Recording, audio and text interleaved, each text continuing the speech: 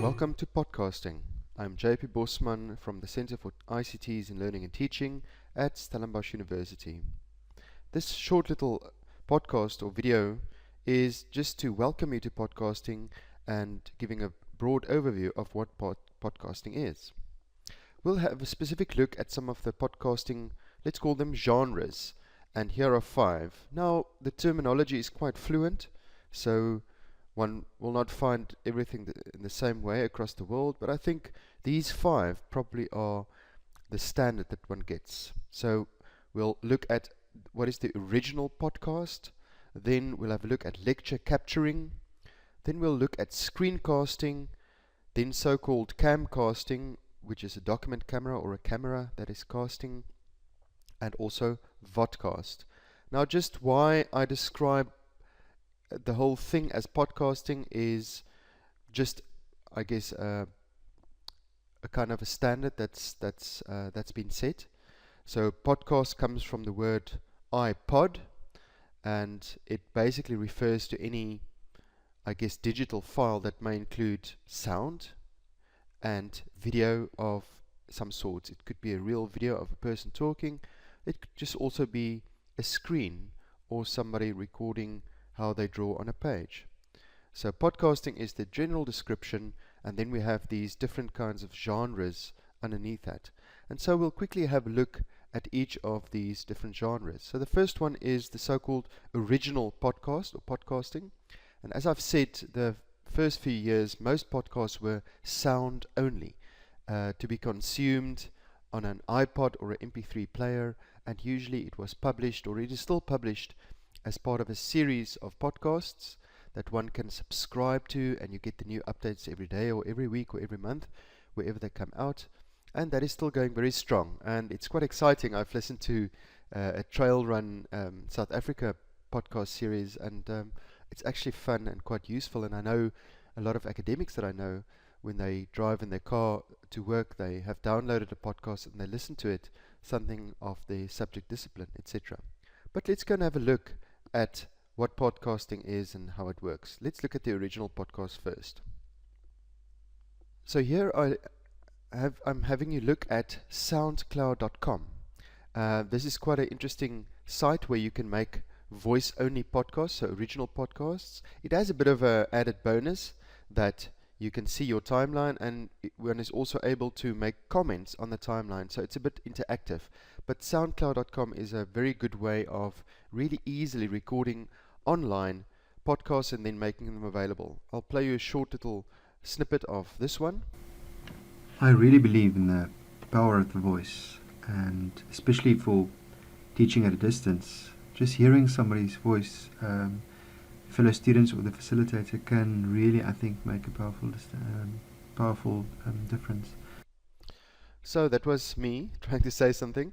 Of course, we don't need the screen, we don't need SoundCloud. It can just be a file that you can listen to without needing to actually see something. So let's look at the next. The next kind of podcast is probably something that many academics will look at, and that is so-called lecture capturing. So this is where it's not, you don't make short little timed or planned podcasts. It's basically when you give a lecture in class, you basically capture it. So it's probably 40 to 50 minutes, always long, and then it usually includes video, but it can also be just sound and seeing the screen. But it captures basically whatever you perform in that classroom. Let's have a quick look at that genre.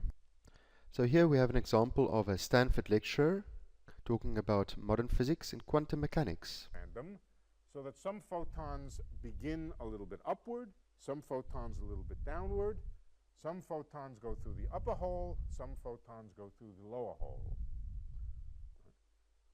If a photon goes through the upper hole, it may or may not get a random kick and get knocked off course. If it goes through the lower hole, it also gets a random kick. So that's an example of a lecture capture. So let's look at the next version. So that was the lecture capture. In that case, the professor was being videotaped, and that was then published on iTunes U Stanford, which is the YouTube version of Stanford's lecture capturing stream or channel. The next one is screencasting, and this is very useful for subjects where you want to explain something, how to guide of using software, how to use Excel, how to program, how to write code, etc. Let's have a look at a screencast. Here we have an example of a screencast where I show participants or anybody watching how to export a CMAP as a video and then import it into Moodle. I'll play you a little bit of that. At work, there you go, so that should open up. Now we want to take this whole thing and create a web page out of it which is interactive. So after saving the CMAP, we go to File, Export CMAP to here. And remember, I've said Moodle is now going to challenge you. What should I do with a zip file? It's not the first one, you select the second one, create. Okay, so that was the screencast. I hope you saw that it can actually be very useful to show somebody how to do something. Right, the next version is a camcast, and I think I've made up this word, but this is where you use a kind of a document camera that records from on top, and it records you writing something on a piece of paper and doing sums or working out problems or doing a drawing, etc. And this can also be done on a tablet, so it's similar. I'm just going to show you an example of a typical camcast. So here's an example of such kind of document camera, and I think you'll enjoy the Spanish. Aparte vamos a calcular la ecuación de la recta, ya por medio de un ejemplo. Primero nos dan 2 puntos, recuerden que la ecuación de la recta da 2 puntos. Nos dan 2 puntos, vamos a graficar.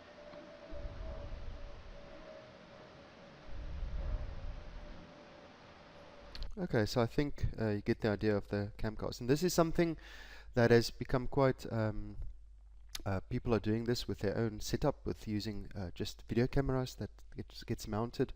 And we have examples at Stellenbosch University as well, where lecturers from engineering, I've seen it at chemistry, basically record themselves doing problems or maths or drawings or whatever on paper, recording it and then publishing it on YouTube or putting it in web studies or eMarties. Right, the last one is a type of vodcast, and this is in general, I guess, this kind of podcast that you're listening to right now.